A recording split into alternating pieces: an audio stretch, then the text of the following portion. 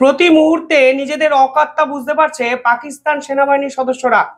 তারা মুখে ভারতকে পরমাণু হামলার হুমকি তো দিচ্ছে, কিন্তু তাদের দেশে প্রতিনিয়ত একের পর এক বিস্ফোরণ, একের পর এক হামলায় তারা কিন্তু কেঁপে যাচ্ছে।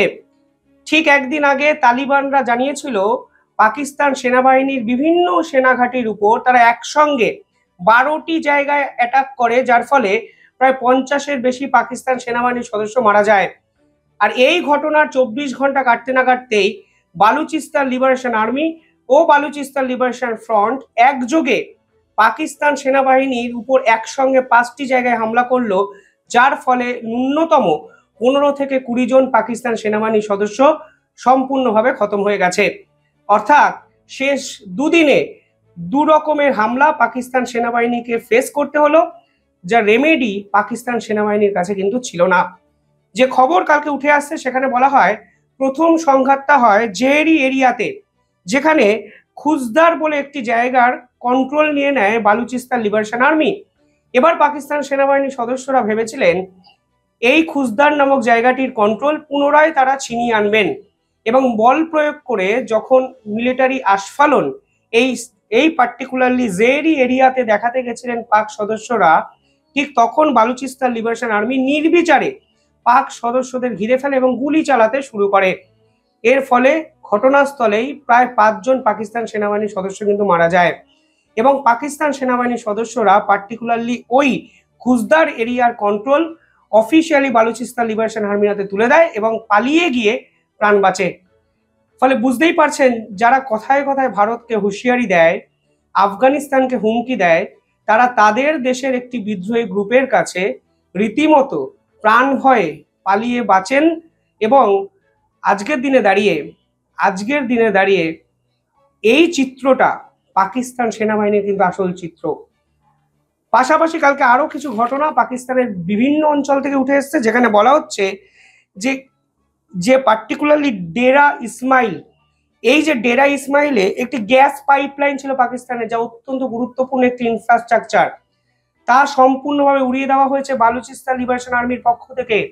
এমনকি ডেরা ইসমাইলে একদিন আগে তালিবানের যখন আক্রমণ হয়েছিল তখন তো 15 জন সদস্য মারা গেছিলই।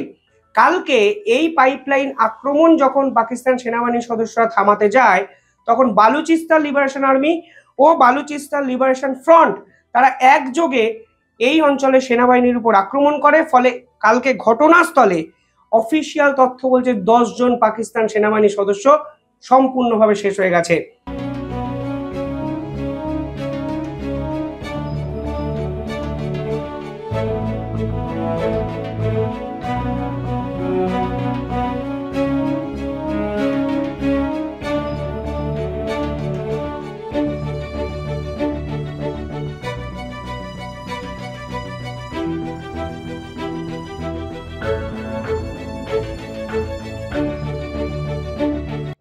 অর্থাৎ নিজেদের দেশে প্রতিদিন একটু একটু করে তাদের সেনাবাহিনীর সদস্যদের হারিয়ে ফেলছে এই পাকিস্তানের সেনাপ্রধান আসিম মুনির, অথচ মুখে তিনি পারমাণবিক হামলার হুমকি দিয়ে যাচ্ছেন প্রতিনিয়ত। এই ঘটনার পাশাপাশি কালকে আফগানিস্তানের পক্ষ থেকেও যে ভিডিও ফুটেজ সামনে আনা হয়েছে, তাতে স্পষ্ট ইঙ্গিত পাকিস্তান সেনার বড় মিথ্যে কথা আন্তর্জাতিক স্তর কিন্তু আস্তে আস্তে ধরে ফেলেছে। 3 জন নিরীহ আফগান ক্রিকেটারকে এয়ার স্ট্রাইকে মেরেছিল পাকিস্তান সেনা। এরপর পাকিস্তান পরিষ্কারভাবে বলেছিল এর দায় আমাদের নয়, আমরা এই ঘটনার সঙ্গে যুক্ত নই, আমরা এয়ার স্ট্রাইক করিনি এবং ওই পার্টিকুলার জায়গায় নাকি কিছুই হয়নি। যা রটানো হচ্ছে তা নাকি ভারতের ষড়যন্ত্রে আফগানিস্তানের ক্রিকেট বোর্ড এবং আফগানিস্তানের পক্ষ থেকে এটাকে ছড়িয়ে দেওয়া হয়েছে।